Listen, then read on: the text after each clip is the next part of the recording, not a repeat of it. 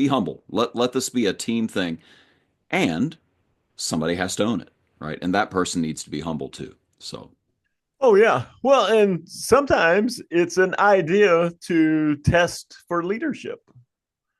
In a world filled with uncertainty, two semi intelligent, somewhat interesting, Midwestern, family guy, business coaches with dad bods, provide mildly insightful ideas through their semi focused dialogue. Welcome to It Doesn't Take a Genius. Ramsey! Marshall, wonderful to see you. And we both appear to be wearing the same exact outfits we were a week ago. Yes. All the greats, if you remember, Steve Jobs always wore the exact same outfit, just that, Zuckerberg, same Yes. hoodie. Yeah. So yeah, all of the recent greats wear the same outfit every day because they figured out they only have a finite amount of decision-making power in their brains. Why waste it on clothes or granola bars? And I recall it was I don't know how to pronounce it. Issey Miyake designed. Bless you. Thank you. He designed the turtleneck, I think. Like he had a designer for his turtleneck. And what's really sad is because of my deep love of 80s, early 90s synth pop. I knew about Issey Miyake because he also designed a Pet Shop Boys. It was the inflatable shirt, I think was the name of it. Like some really just over the top, crazy piece of fashion. You know what? Both of those stories really tell you, Steve Jobs and Pet Shop Boys. No, no, please connect those dots. Champions. Champions, really. They had champions for these new ideas. Let's try this out. I'm going to own it for my wardrobe. I'm going to own it for a music video that we're producing. And in both cases, they happen to be big hits in slightly different ways. But basically, I tried desperately for the last 60 seconds to reach around until I could tell you that in our next in a series of episodes about a culture of continuous improvement, being better at being better. We're going to talk today about idea champions. Mm-hmm. You have to have a champion for this thing that you think might be a big improvement for the organization, for yourself, I guess you could say. And you had an excellent point to get the ball rolling because there's something you can do that's really dangerous at the front end of identifying a champion. Oh, yeah, yeah, yeah. We'll give you the media stuff right up front. That's right. Yeah, and maybe the thing that we see most frequently that destroys a culture of continuous improvement or a be better at being better culture is we got people shouting out ideas, people coming to us with really neat stuff, and nothing kills it faster than if you create a system or process where the person who comes up with the idea is then designated the idea champion, the idea owner, and charged with seeing it through to completion. Right? It's such a good point. We've seen it so many times. Yeah, Bob, that's a good idea. Why don't you run with that? Like Bob, right? One of the reasons Bob is doing so well and has so many ideas is because he's an idea factory. Yeah. And you probably have him working on the 3 or 4 other things he already came up with last month. Now he's got one more. At some point, the rest of the room observes the phenomena. Oh, this is a repeating process. If you raise your hand and say, I've got an idea, you'll get more work. Woohoo! like, man, you want to shut down the idea factory? That'll do it. Yeah, and frankly, Bob may not have the bandwidth, the resources left to champion it. So if you want to see it fail because he doesn't have the time to devote to it, and maybe the other things he's championing, just you have to be aware of champion overload in general. But to your point, it's an even bigger issue if it shuts down a culture of innovation from the get-go because people say, well, don't come up with ideas around here because they'll make you champion it. I love it. Oh, yeah. Such a great point. Yeah, that would be part of the orientation after the orientation. Yeah, yeah. I meet with the company CEO. He tells me the vision. HR tells me all the good things. We're family here and we love each other and we're trustworthy. And then yeah, you're talking to your your cubicle mate, and they go like, "What's it like around here?" Well, I can tell you this: whatever you do, don't come up with an idea because they'll make you do it. Like, oh, that wasn't in the official onboarding orientation, but I'm glad to know these things. So uh, we've definitely had projects we've been a part of in the past where somebody has whispered to us, "Don't ever say anything in the big room." You know, similar concept, very similar concept. Oh Anyway, yeah. so there's one thing is beware of champion overload. Don't just assign it to the person who comes up with the idea as a matter of course. Another thing is you want to have sort of a single point of accountability. It's got to be a Mm-hmm. champion and not just this committee that by committee comes up with things and tries to get something off the ground. Not that you can't have a team, but there needs to be an owner.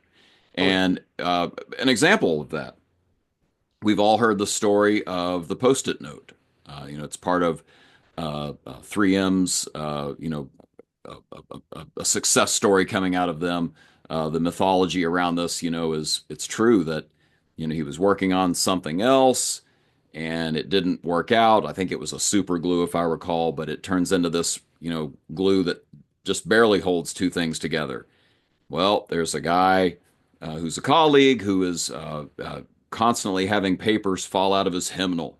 He's like, if I just had a sticky something. Oh, look, my coworker has it. And I'm trying to remember it's Spencer Silver was the scientist, and he was working with Art Fry, another scientist who was the one who needed the stickiness for his hymnal. And so he's the one that was like, "Oh my gosh, this could be huge." So it's really him. It's Art Fry who decides to champion this, even though both of them are big in the origin story here. It's Art Fry who's the champion, and what he decided to do was make 3M corporate headquarters his proving ground.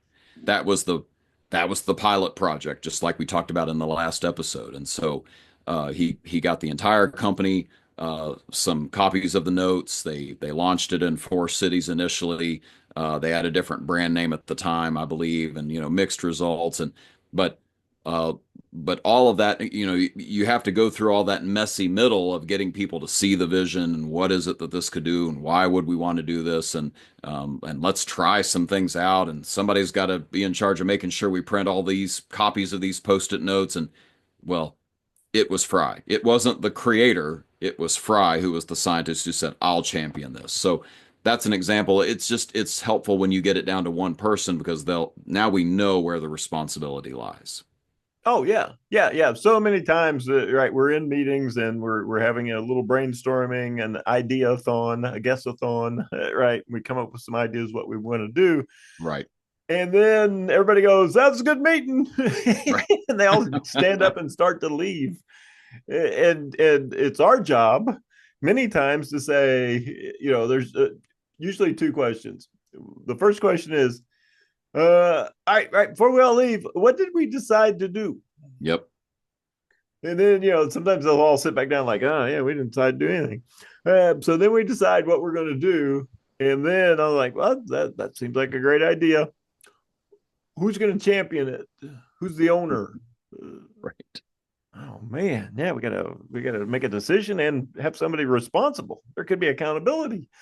There's expectations. I've been in the real world. They expect results. Yeah, Right. yeah. Quote Dan Aykroyd. The so yeah, deciding those two things, right? There has to be an owner. Yeah, the committee came up with the idea, but this person is going to see, and they don't have to do everything. Right? They can assemble Oh a yeah. team to do that. Right? A lot of people are like, I'm the owner. I got to do all the work. No, no. Your job is to make sure it stays on track. It's implemented, it's measured, and that there's a follow up. But yeah, you don't have to do all those things. Yeah. You're responsible to see Mm-hmm. that action is taken, but you're not assigned those duties. You're the one that's making sure it gets off the ground. Yeah, I think that's the issue. Mm-hmm. Uh, let's throw another one into the mix here. So, have that single point owner. responsible for championing the idea have some boundaries around the championing of the idea. And an example here might be Pixar. They have what's called the brain trust, and the idea is that for Pixar it's a screening of the film in progress or something that is sort of like the point, the reason that the team comes together, the brain trust comes together, and the brain trust is exactly what it sounds like. It's a team of people who have a lot of knowledge, a deep understanding of whatever the subject is that this meeting has been called for, and probably they have experience, right? They've been through it Mhm. themselves, but nobody has authority in the room. There's nobody in the room who is the boss, but the director, maybe the producer, are walking into this meeting, and maybe they've called the brain trust, and it's time, like we're stuck here, we're not sure what to do next, and they get the ball rolling and have this back and forth conversation. All gloves are off. The champion needs to be totally willing to hear some pretty constructive criticism that might be fairly unfiltered, shall we say? And that's all great, right? Just everybody is sharing these ideas and giving all this criticism. But at the end of the day, um, somebody has to walk out of that meeting and make the call. And it's not the brain trust decision. It's still the champion who owns this thing. Mhm.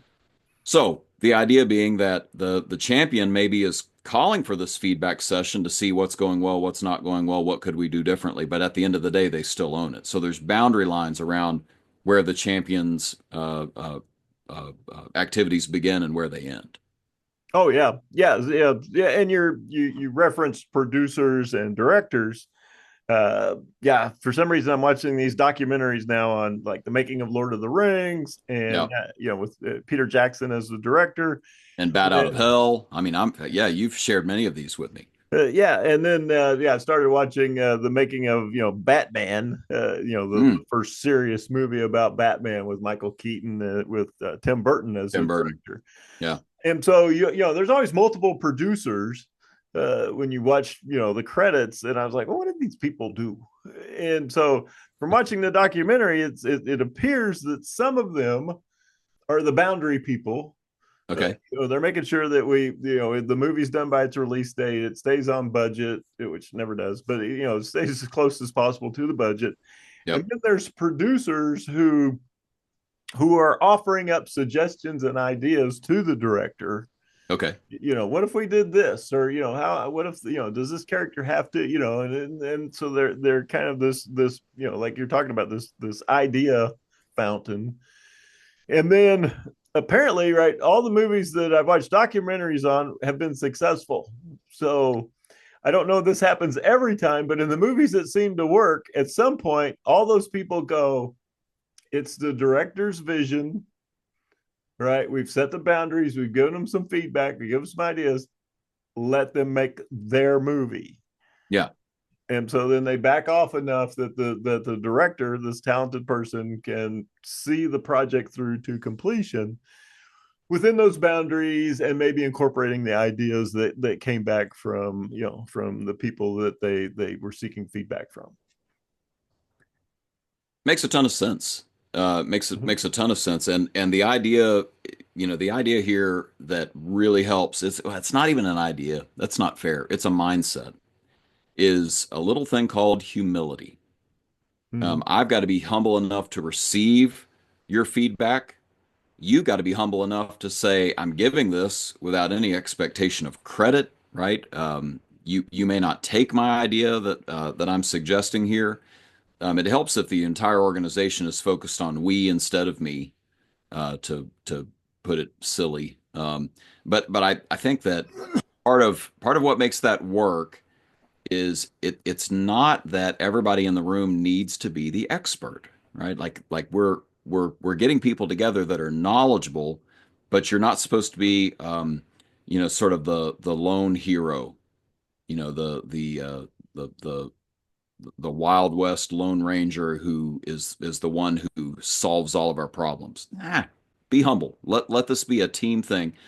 and somebody has to own it, right? And that person needs to be humble too. So, Oh yeah. Well, and sometimes it's an idea to test for leadership. So mm, so maybe I've got somebody, they're not in a leadership role, but I want to yep, see, do they have leadership capabilities? What is their leadership style? What is their natural way of getting things done? And so I put him in charge of this, it's a pilot, it's a small yeah, subset of an idea. And then I see, all right, how do they interact with people? How do they, get people on board? How do they yep, follow up? How do they coach? How do they train? Right? How do they, have debriefs and things like that? So yeah, it's this wonderful, little test bed for determining, right, does this person have some innate leadership skills that I can build upon? yeah.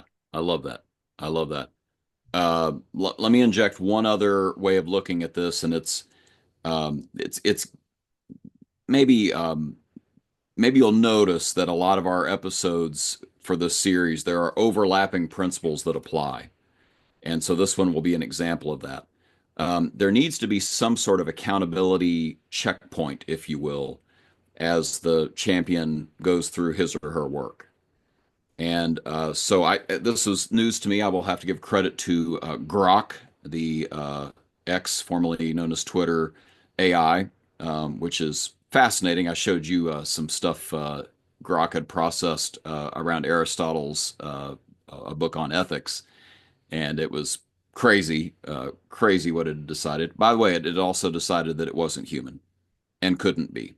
Basically, is what it said at the end of the day, looking at the ethics. But Yeah, that's what all the AIs say. it's what you said. That Yeah. you're convinced it's a plot. Yeah, yeah. No, I'm not having my own independent thoughts. No. Got Yeah, to keep that to myself. that's exactly what a superior intelligent being would say. Yeah, That's right. yeah, yeah. We're in trouble.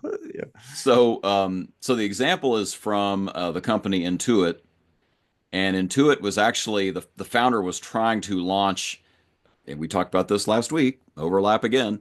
The 20% time that Google did, where 20% of an employee's time should be dedicated to these passion projects that would these people, if the employee thinks there's something that would make Google better, um, by all means, 20% of your time go do that outside of your normal duties.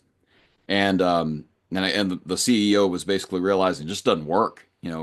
It's not working here, and people didn't know what to do to be innovative. So they started this role that was sort of a, I guess you could call it a growth coach, but it was an innovation catalyst. That was a thing you could be. So they came from all over the organization. It could be an accountant, it could be an engineer, just all throughout the organization, people who were sort of steeped in design thinking. Again, we talked about IDEO last week. A company that is a design firm, human-centered design, and this was very similar to that. There were some design principles that were really important to Intuit, and so basically they scaled up this group and launched them to go help others apply the the principles of design that Intuit cared about. So it's not that much more complicated than that. You know, they would hold regular reviews with the champion to keep them on track. They were assisting the champion by coaching them around some of the design thinking to help them think through a lot of the things we talked about last week, frankly, in how you would go about doing a pilot. So an innovation catalyst is an example of some sort of accountability checkpoint where we're constantly going back and revisiting, how's this working? And again, that's what we talked about last week, right? One of the signs of a really good pilot project is that it has a time period. And what do you do at the end of that time period? So these innovation catalysts are an example of how you could sort of have some accountability built into your innovation. Oh yeah. Well, it sounds kind of like a venture capital firm. Yeah, yeah. Yeah, I've got these really smart guys and they see somebody that wants to champion something, they give them some money, and then you check back in with your venture capitalists, regular progress updates, and then you've got this really smart group of people who've seen a lot in other industries, Yeah. and they're able to offer up ideas and things like that. And there are people who are just good at that. There's people who can look at almost anything and see how it could be just a little bit better. Right. I need those. Yep. I need periodically to check in with those folks, and then they'll see something that after you hear it, you go, oh, that's completely obvious, but I didn't see it the first time I went to implement this change or pilot this new endeavor. Yeah, and of course, those people probably have had failed pilots. They've had experiments that didn't work out. They learned from those, and they can go and apply that to the champions issue and say, oh, you haven't come up against this yet, but I have, and I failed, and here's how you could learn from my my mistakes and go forward with the wisdom. I heard somebody say the book of Ecclesiastes is that the entire book of Ecclesiastes is the preacher, the author of the book. It's probably King Solomon, basically saying, here's all the things I tried that did not fulfill me. And the whole book is like, just all these, things that didn't work out, and you're learning from his mistakes. So, yeah, why not have that baked into your system, right? If you've had failures in the past, have that somehow represented in your accountability sessions with new ideas that you're championing to say, no, wait a minute, have we thought of this? Because remember what happened the last time. So there's, I guess the summary here is, be careful how you assign champions, and don't overload your champions, and don't make people champion the ideas that they bring up necessarily. Have a single point of ownership around that. Have clear boundaries around what the champion does and what others do to help them.